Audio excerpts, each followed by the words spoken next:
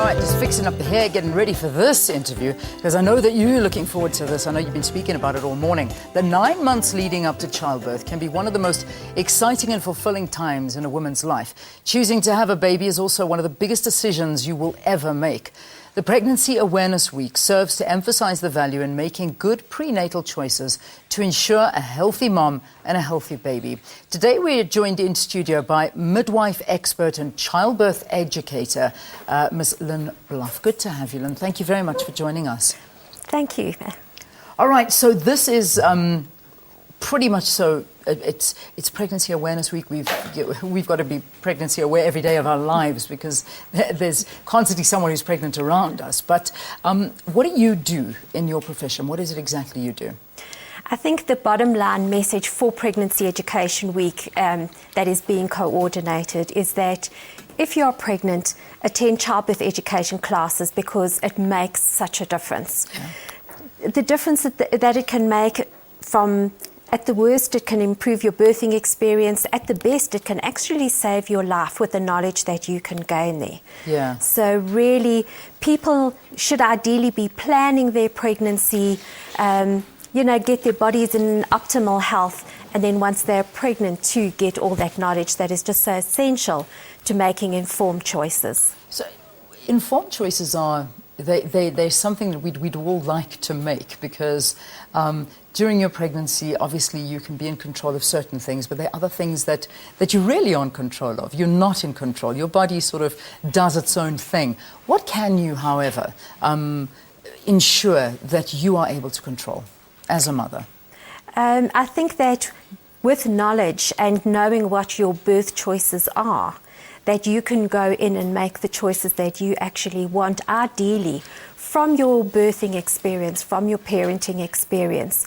So knowing what your options are, whether you want to have a home birth, a water birth, a midwife's birth, a gynae birth, the Caesar that you might choose to have, or that might just come your way unexpectedly. And knowing what the facts are about those things, knowing the pros and the cons, so that you can make the right decision for you, because what is right for you isn't necessarily what is right for the next person for their pregnancy. Yeah, it certainly isn't. And I know that you mentioned the word Caesar, and so many people have been talking about it with statistics like 70% of all childbirths in South Africa are through caesarean. Yes, certainly within the private sector, which is an incredible number, incredibly high. If we look at the acceptable Caesar rate, it should be about 19%, and instead it's 70%. So we know that there are so many that are being done unnecessarily. Yeah. Why? What's behind it? I mean, there's so many myths and there's so many stories as to why. But in your opinion, what's the problem? I think that it's multi-faceted. That on one side, it can be the mom's decision. In this instant society, I want to know what I'm doing. I like to plan, so that I'd like to know that actually on Thursday at 8 o'clock, I'm going to have my baby. Yeah. And I think that has something to do with it. I think because it's so high, it's almost become socially acceptable to have a Caesar. So you're frowned upon if you don't want to go that route. Goodness, what on earth do you want to, have a normal birth for? Just come and do it that way. It certainly isn't the easy way out. If you have a normal birth, you have your labour and the pain and the effort before you have your baby, and then you got your reward. Yeah. With a Caesar, you have your reward, and then you've got to have your pain afterwards. So it really isn't. And what pain it is.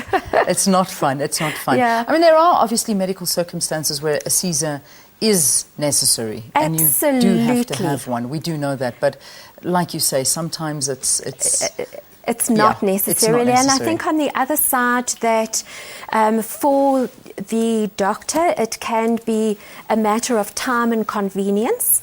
If he does a Caesar at 7, 7:38, 8:30, 9, 9:30, he's not going to be called out at midnight. Yeah. And it's a lot quicker.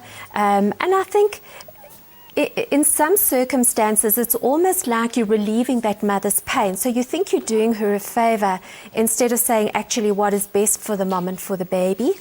And then another reason that is given, I don't know the exact facts, is that the gynaes are saying that their medical insurance is so high that they've got to, do Caesars to actually keep that under control. Sure. But that's not my field of expertise to know what their medical insurance. But all I know is that there are far too many being done unnecessarily. From your experience, from your personal and from your professional experience, if a mother is given the choice and is able to make that choice, what do you think is the preferred method of birth? I think for a lot of people it would be a normal birth. And we've got to remember that women are made to birth. That's how they've been created. It's not an abnormal happening, and I think it needs to be viewed as something that is normal and natural and very positive. And with a lot of information, you can actually come out of this experience of having a normal labour and a normal birth saying, wow, that was an awesome experience. Yeah. Sure, it was painful, it was tiring, it was an amazing experience, but I wouldn't swap it for anything. That sense of achievement. People have been talking about running. Why do people run and collapse near the finish line? What keeps them going? They want to give up along the way. It's painful, it's tiring, and it's the same with labour.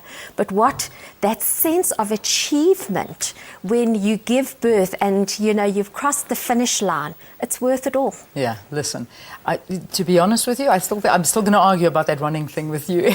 The childbirth, you got this gorgeous little thing with you for the rest of your life. When you run, you just got tired legs. I know you've achieved something, but if I had a little cute baby afterwards, it might be... you might even take up running. Yeah, I might take up running.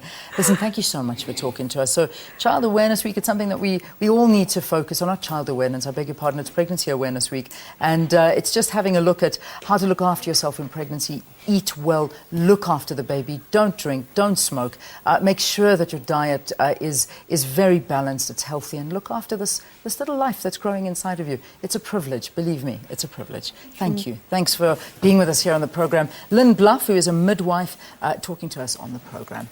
All right, let's now leave you